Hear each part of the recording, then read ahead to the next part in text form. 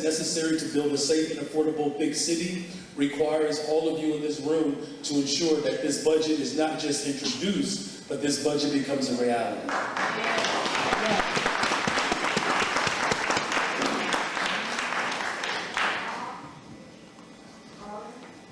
Well, it's no ifs, ands, and buts about it.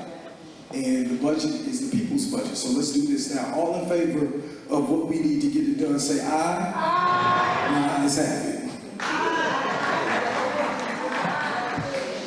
My next question is, how do we win the people's budget? We know that to raise billions in progressive revenue, we need to do everything we can at the city level, but ultimately we still have to do some things at the state level. Can you talk to us about what we need to do to pass this at the city level, and then what do we need to do at the state level to move it at the state level? Yeah, that's an excellent question. So look, if alders do not know that youth employment is important to us, they'll take it out of the budget. If the alders don't hear from you and they don't know that affordable housing is important, then it would be very difficult to keep those resources in this budget.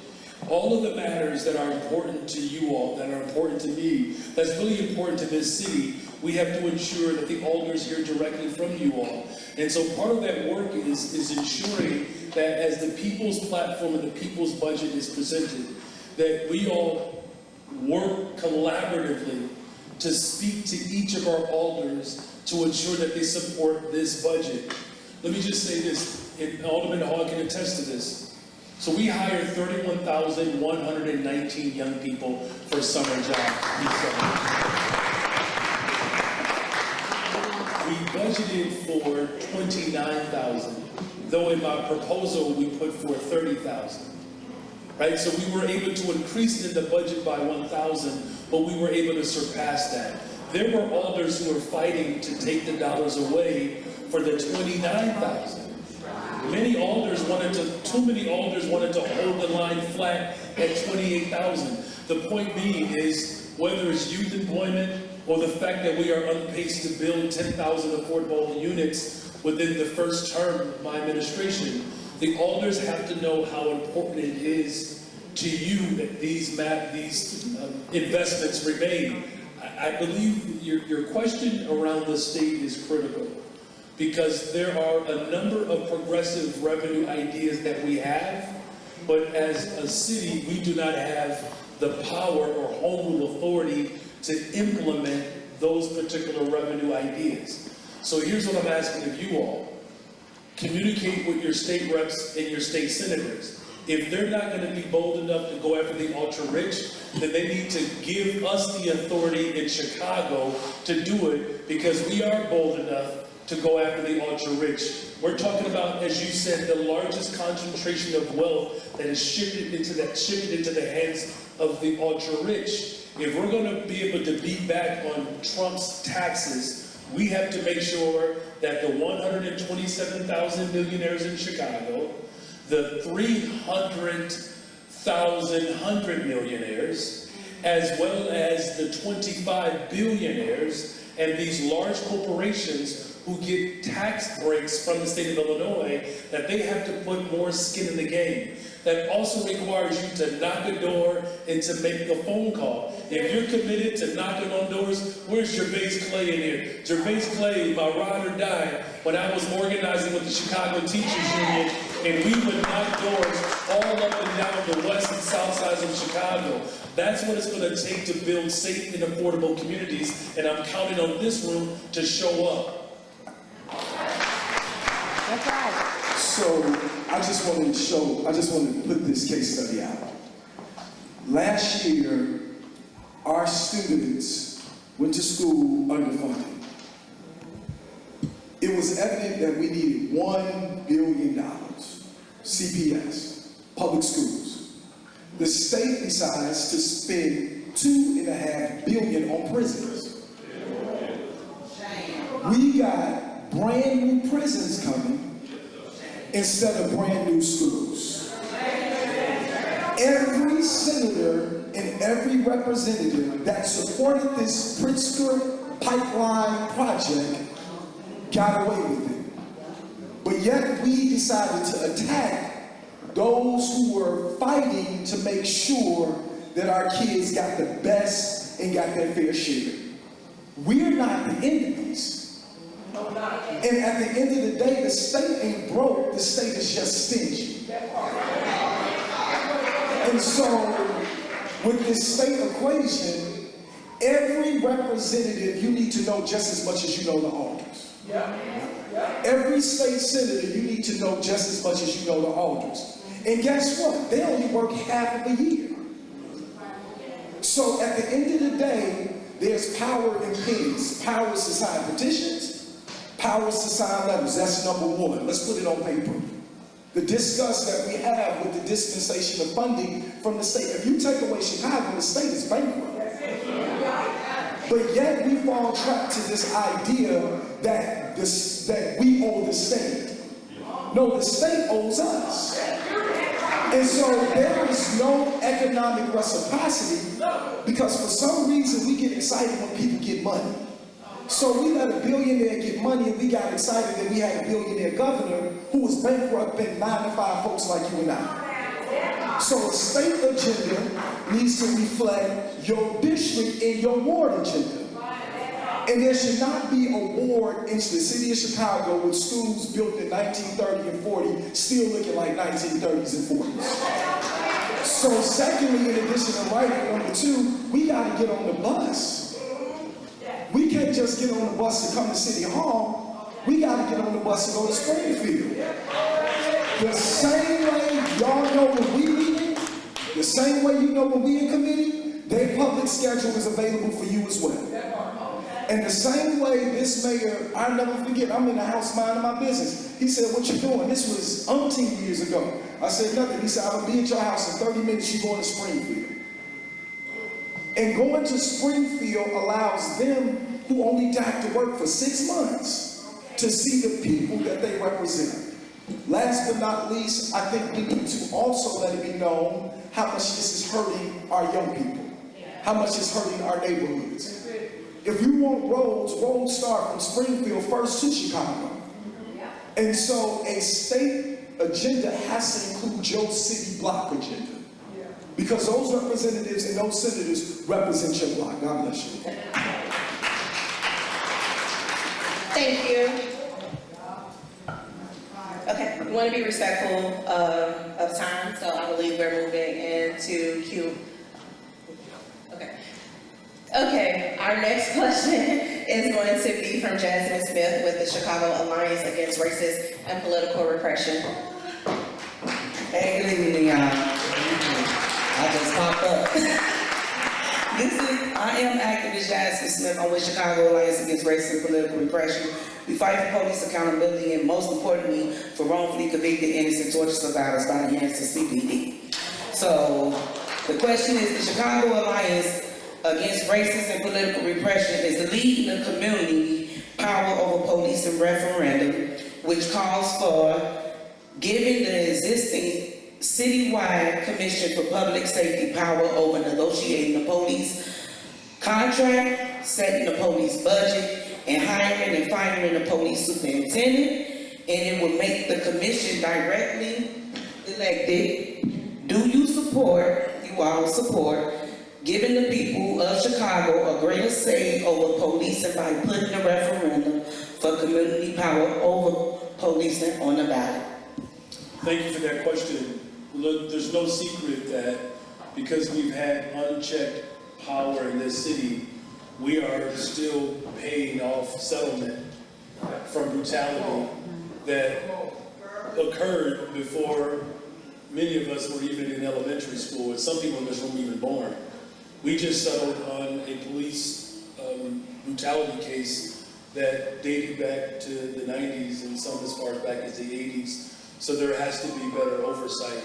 I'm aware that this is being brought before the city council. I do, historically support ballot referendums. I have not, in full disclosure, looked at all aspects of this particular resolution, and I believe that the people have a right to demand stronger accountability over our police department, particularly at a time in which our budget is being challenged because of the amount of settlements that we've paid out.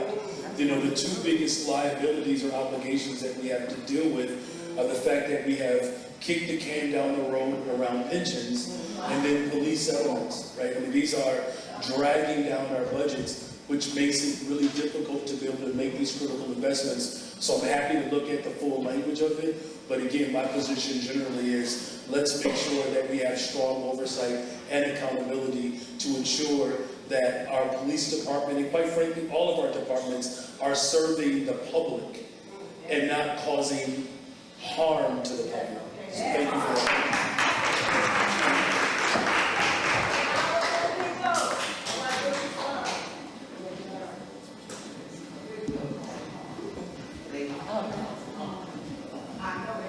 I second what the mayor says, that this is something to be studied, A, and B, we're wasting money way too many times for sins of Burke, sins of Daley, and sins of those. So D, I agree, more power to the people and checks and balances and making sure that we're not spending for the sins of police officers. More accountability, indeed, but also more responsibility spending money where we should to prevent it as well, which is mental health clinics, which is making sure that we have violence intervention, so forth and so on. Thank you for that. We have some questions from the audience. The first question is, will the National Guard stay downtown or patrol with CPD on the streets if they were to be deployed and come into Chicago? Well, thank you for that question. I want to be, emphatically clear. The city of Chicago, we firmly reject the idea of military occupation of our state.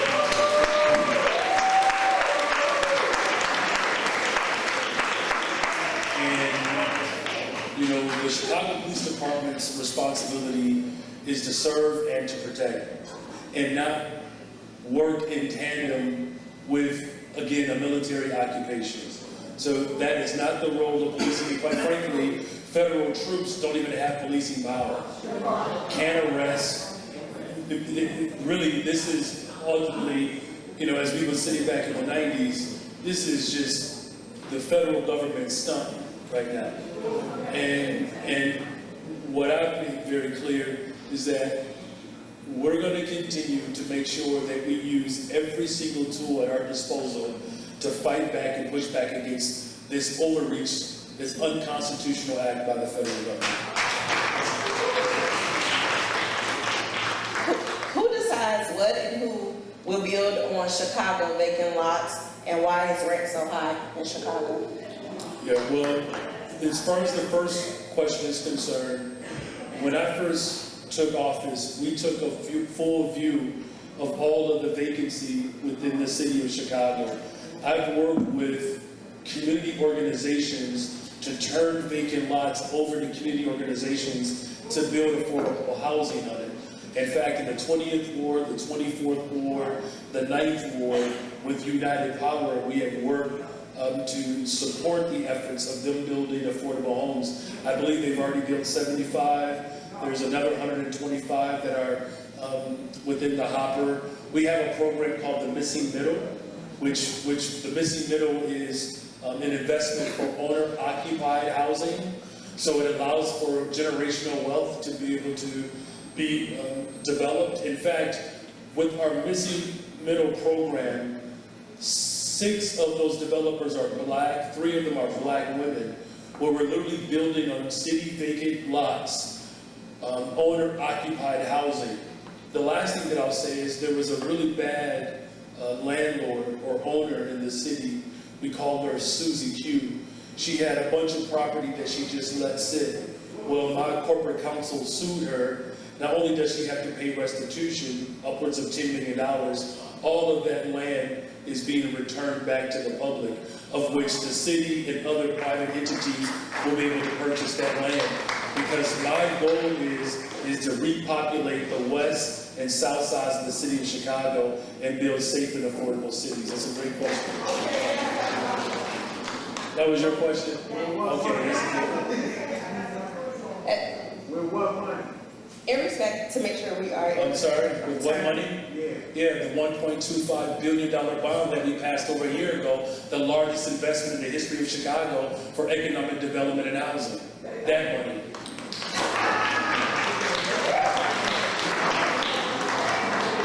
As an education justice and education equity advocate, and someone that is true to walking in the purpose that God has placed me in, it would be a disgrace to my purpose to not ask you this question. It's a twofold question, and I'm Yes, sorry. I am saved and sanctified and filled.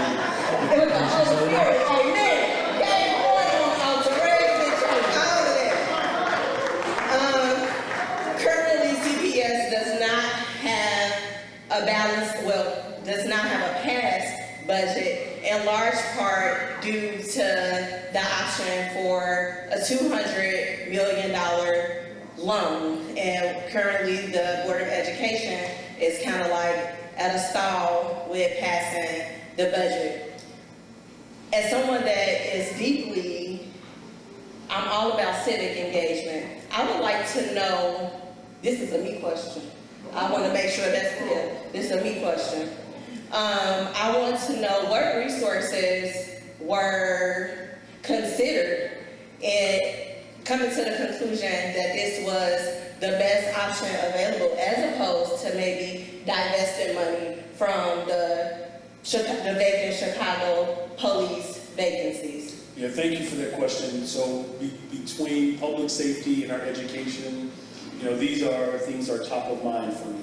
So let me just level set a couple of things. One, the city of Chicago, we support the Chicago Public Schools with the tune of about $1 billion, right? And we're talking about two separate budgets. So CPS's budget is separate from the city. So there's no connection there.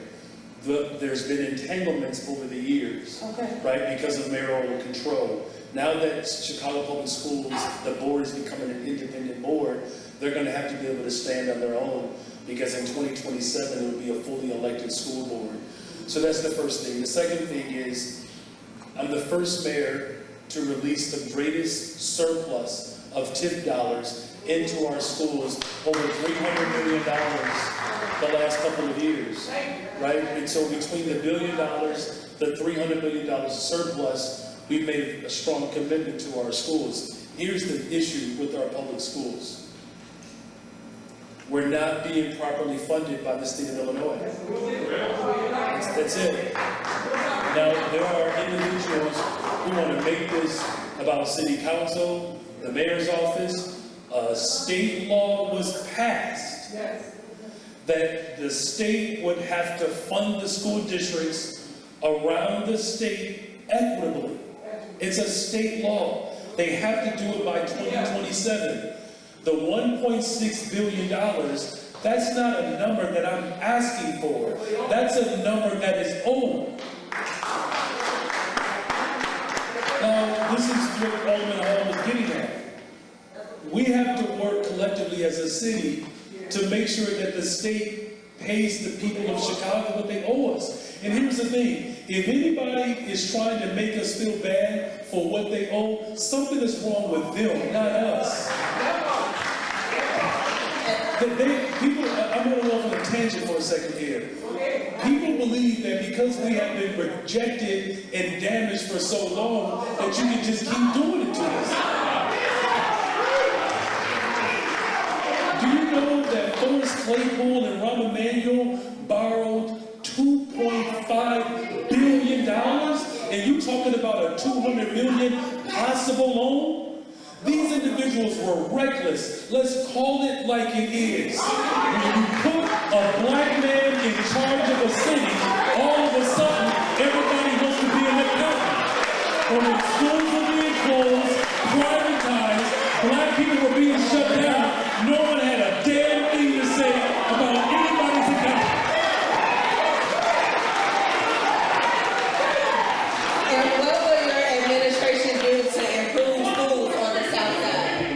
The best way in which we can improve schools on the south and west sides of Chicago, we already have a teacher's contract that protects veteran teachers, that protects Black history, that protects small class sizes, social workers and counselors. We finally have a contract that lives up to the hopes and the dreams of Black and brown people. Now all we need is the ultra-rich to pay their fair share to ensure that Black, brown, and poor people have access to a high-quality education. I'm getting sick and tired of people making me feel like I've done something wrong for demanding what is right for our people.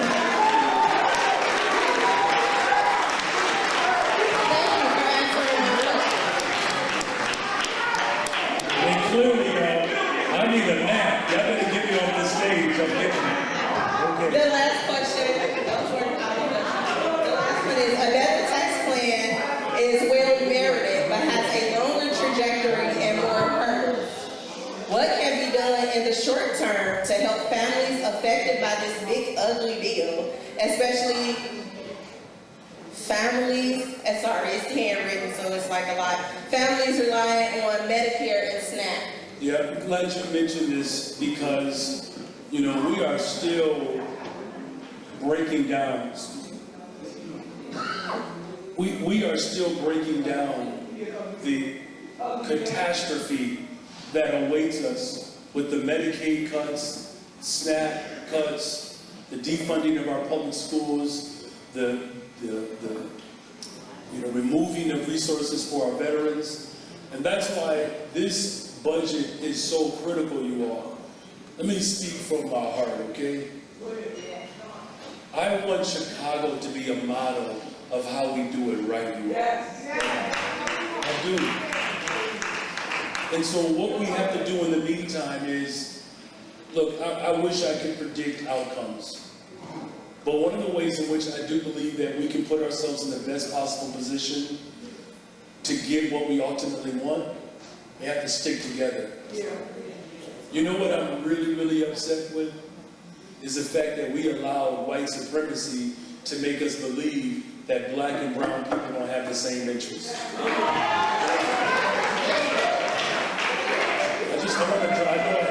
have to get to this other conversation tonight. And I've been up since 4:30 this morning, you all. So pardon me if I'm sounding more like my father every day. But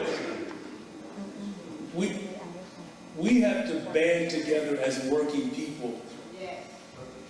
Justice Brandeis, Supreme Court Justice, almost 100 years ago, he said, we can either have a democracy or we can have wealth in the hands of a concentrated few.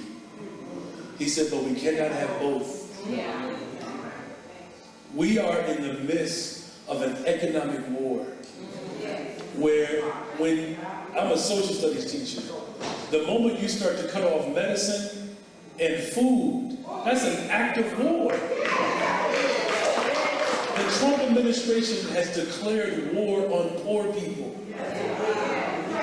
And as much as we have to fight the federal government, the Trump administration, there are things that we can do right here in Chicago and the state of Illinois. Do not let any elected official obfuscate their responsibility because of what Trump is not doing. The question is, what are we going to do in the meantime? And what I'm committed to doing is passing a progressive budget that ensures that we build safe and affordable communities across Chicago. Thank you all very much.